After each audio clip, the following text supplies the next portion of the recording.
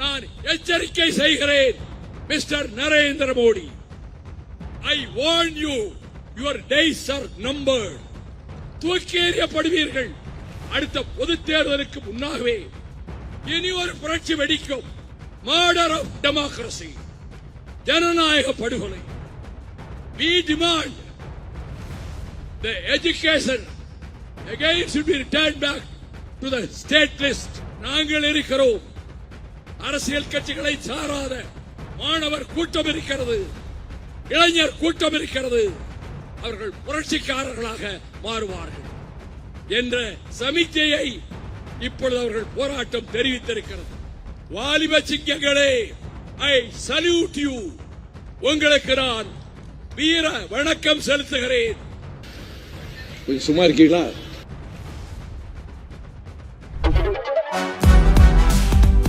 சூப்பரா இருக்கு அம்மா, எனக்கு இதோட சீக்கிரம் தெரியும். Chocolate sweetened condensed milk from Milky mist.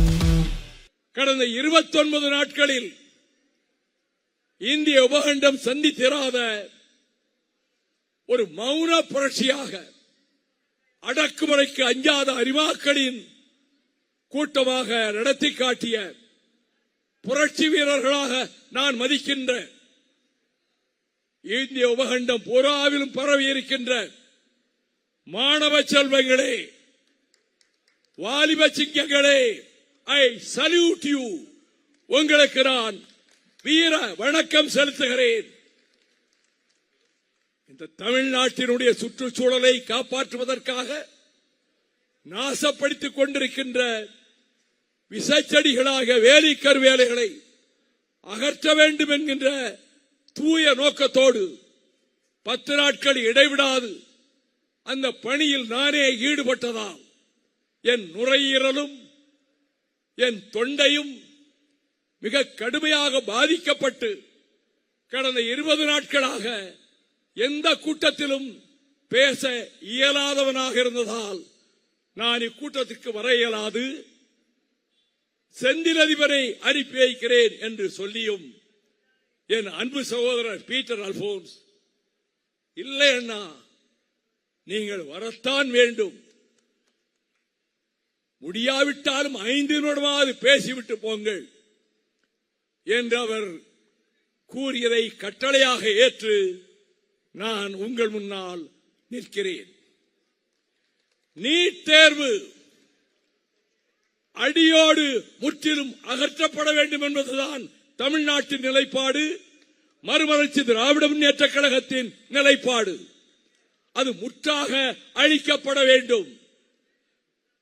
2017ஆம் ஆண்டிலே கொண்டு வரப்பட்ட இந்த கொடூரமான நீட் தேர்வு முறையால் இதுவரை 200 பேர் உயிரிழந்திருக்கிறார்கள். உபகண்டம் பூராவிலும் தமிழ்நாட்டில் அரியலூர் அனிதா முதல் சென்னை வித்யா வரை 37 பேர் உயிரிழந்திருக்கிறார்கள். உயிரிழந்த அத்தனை பேருக்கும் கேடுகட்ட மத்திய அரசு இழப்பீடு தர வேண்டும். குடும்பத்துக்கு ₹1,00,00,000. இந்த போராட்டத்தில் உயிர் தாக்கப்பட்டவர்களுக்கு மட்டுமல்ல, இந்த நீட் முறையால் உயிரிழந்த குடும்பங்களுக்கு நிதி வழங்க வேண்டியது மோடி அரசினுடைய கடமையாகும். நீட் தேர்வு அவசியமா என்ற கேள்விக்கு கலையரசன் குழு தக்க விளக்கங்களோடு இது சமத்துவத்தை அடியோடு சாய்த்துவிடும் என்று அறிக்கை தந்தார்கள். தேர்வு முகமை என்பது இந்த மோடி அரசால் திணிக்கப்பட்டு இன்று பல்வேறு ஊழல்களுக்கு ஊற்றுக்கண் ஆகியிருக்கிறது. எவரும் எதிர்பார்க்கவில்லை இப்படி ஒரு கிளர்ச்சி வெடிக்கும் என்று. நான் ஏறத்தாழ 36 ஆண்டுகள் டெல்லி பட்டணத்தில், அதில் 30 ஆண்டுகள் நாடாளுமன்ற இரு அவைகளில் நான் பல அனுபவங்களை பெற்றிருக்கிறேன். ஆனால் இம்முறை ஜூலை 20ஆம் நாள், 2026 ஜூலை 20ஆம் நாள் இரத்தக்கரை வடிந்த கோடாக மாறிவிட்டது. அந்த நாளில் நான் தலைநகர் டெல்லியில் இருந்தேன். ஆகஸ்ட் 4ஆம் தேதி என் உரைகள் அடங்கிய நூல் வெளியிடப்படுவதால் அழைப்புதல் கொடுப்பதற்காக கான்ஸ்டிடியூஷன் கிளப்புக்கு என் உயிர் நண்பர் டாக்டர் ஃபரூக் அப்துல்லா மாநில சுயாட்சிக்காக இங்கே ஒரு கூட்டம் நடத்துகிறேன், நீங்களும் வாருங்கள் என்று சொன்னதால் அந்த கூட்டத்திற்கு சென்றேன். அப்பொழுதுதான் ஜந்தர் மந்தரிலே கலவரம், லட்சக்கணக்கான மாணவர்கள் பட்டணத்து வீதிகளிலே திரண்டு விட்டார்கள். போலீசும் துணை ராணுவமும் கடுமையான தாக்குதலில் ஈடுபட்டிருக்கிறது என்று நான் கேள்விப்பட்டேன். அங்கிருந்து நடந்தே சென்று எங்கெங்கே கிளர்ச்சி நடக்கிறது என்று பார்த்தேன். காரணம், I am a product of 1965 language revolution. 65 மொழி புரட்சியினுடைய வார்ப்புறான்.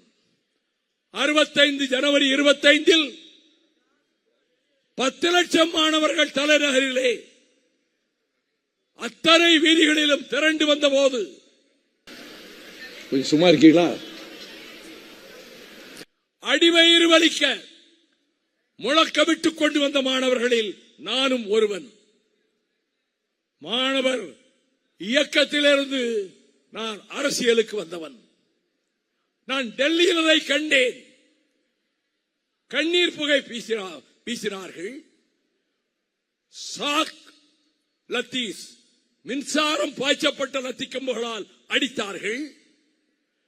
அடிக்கின்ற வேளைகளில் அந்த அடிகளை வாங்கிக் கொண்டு மிக திறமைசாலிகள் மாணவர்கள் எப்படி போராட வேண்டும் என்பதை எப்படித்தான் கற்றார்களோ தெரியவில்லை.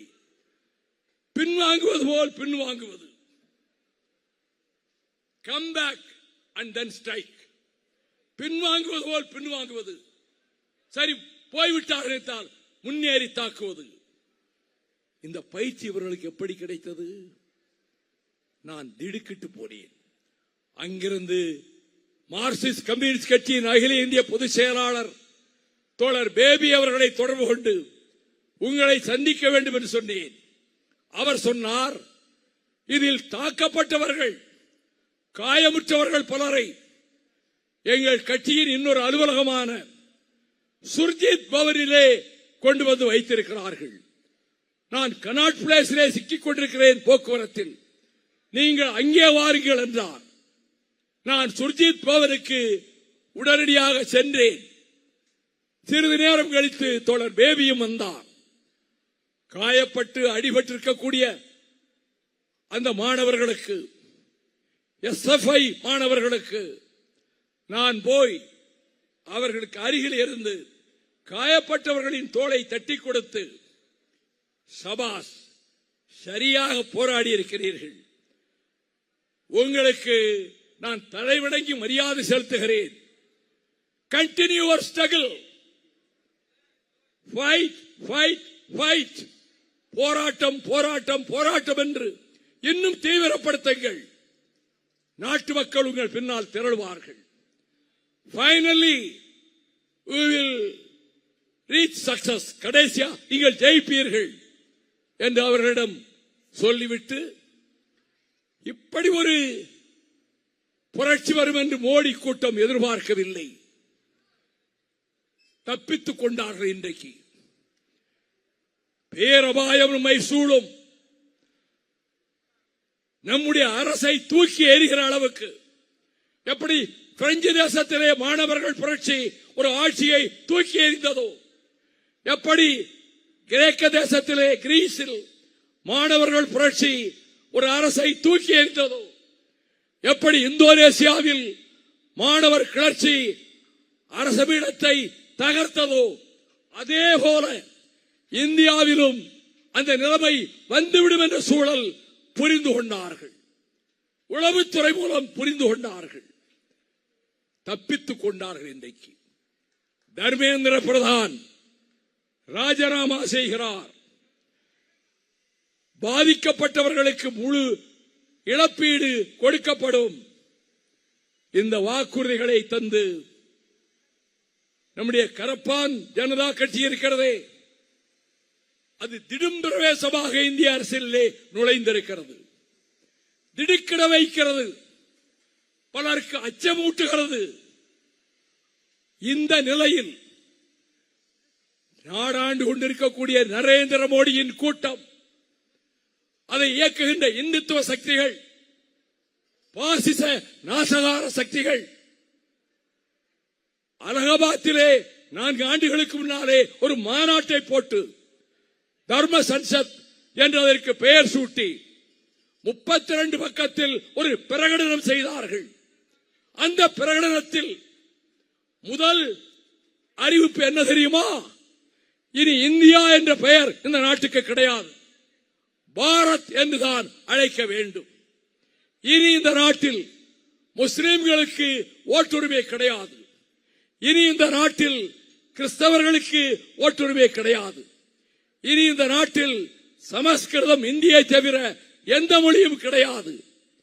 இப்படிப்பட்ட ஒரு பிரகடனத்தை செய்ய வைத்து பின்னணியில் இருந்து இயக்குகின்ற கோட்சேயின் கூட்டம், உத்தமர் காந்தியடிகளை பலியிட்டார்களே அந்த கொடியவர்களின் வழிவந்த கூட்டம், இந்த உபகண்டத்தில் தங்கள் சர்வாதிகாரத்தின் மூலம் ஜனநாயகத்தை அளித்து நாடாளுமன்ற உறுப்பினர்கள் எண்ணிக்கையை 835 உயர்த்தி தேசிய இனங்களை எல்லாம் வேரோடு கருவறுத்து, India is not a one nation, one nationality, we never agree. This Indian subcontinent consists of so many nationalities. Tamil nationality, Malayalam nationality, Bengal nationality, Punjab nationality, Marath nationality. இப்படிப்பட்ட தேசிய இனங்களை கொண்டு பிரிட்டிஷ்காரனுடைய துப்பாக்கி ரத்திக்கம்பால் ஒரு நாடு என்று அறிவிக்கப்பட்டதுதான் இந்த உபகண்டம். ஒரு நாடாக வெள்ளையன் வருவதற்கு முன்பு இந்தியா இருந்ததில்லை. குப்தர்கள் காலத்திலும் இல்லை, மௌரியர்கள் காலத்திலும் இல்லை, அக்பர் காலத்திலும் இல்லை, அவுரங்கசீப் காலத்திலும் இல்லை. இதற்கு பிறகுதான் இது ஒரு வரைபடத்தில் ஒரு நாடு என்று ஆக்கப்பட்டது. அந்த கொளுத்த உணர்வோடு எல்லாவற்றையும் திணித்து விடலாம் நினைக்கிறீர்களே. கல்வி மாநில பட்டியலிலே இருந்தது. நெருக்கடி காலத்தில் அது பொது பட்டியலுக்கு மாற்றப்பட்டது. மர்டர் ஆஃப் டெமோக்ரசி, ஜனநாயக படுகொலை. We demand the education again should be returned back to the state list. பொது பட்டியலிலிருந்து மாநில பட்டியலுக்கு அது மீண்டும் கொண்டு வரப்பட வேண்டும். இவர்கள் போகிற போக்கில் இவர்கள் அடுத்து இதைவிட மிருகத்தரமான மெஜாரிட்டியை பெற்று விடுவார்கள். சிறுபான்மை மக்களை சிதைத்து விடுவார்கள். பொது சிவில் சட்டத்தை கொண்டு வந்து விட்டார்கள்.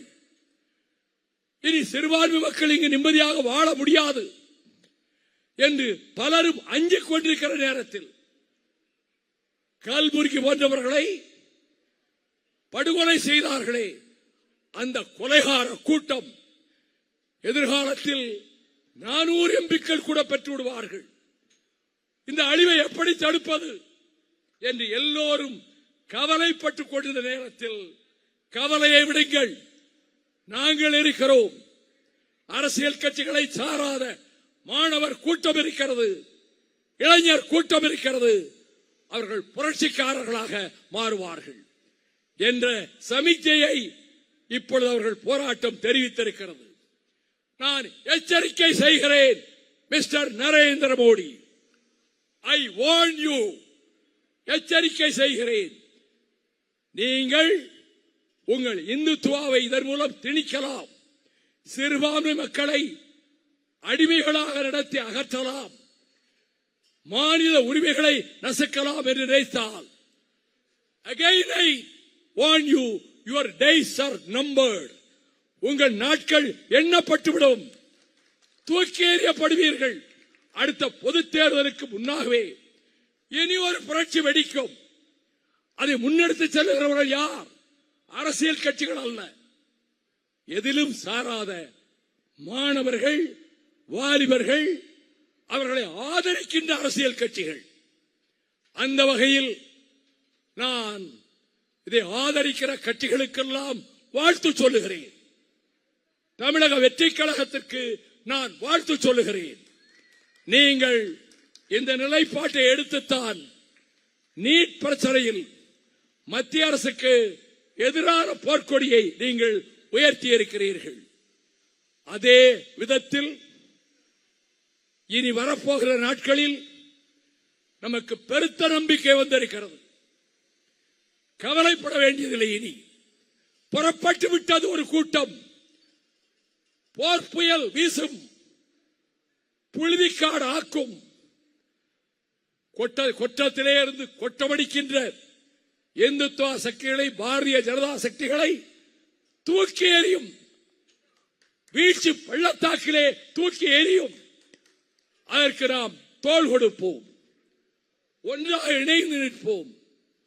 இப்படி ஒரு நிகழ்ச்சியை ஏற்பாடு செய்த மாணிக்கம் தாகூருக்கும் காங்கிரஸ் கட்சி தோழர்களுக்கும் என் மனமார்ந்த பாராட்டுக்களை, நன்றியை நான் தெரிவித்துக் கொள்கிறேன்.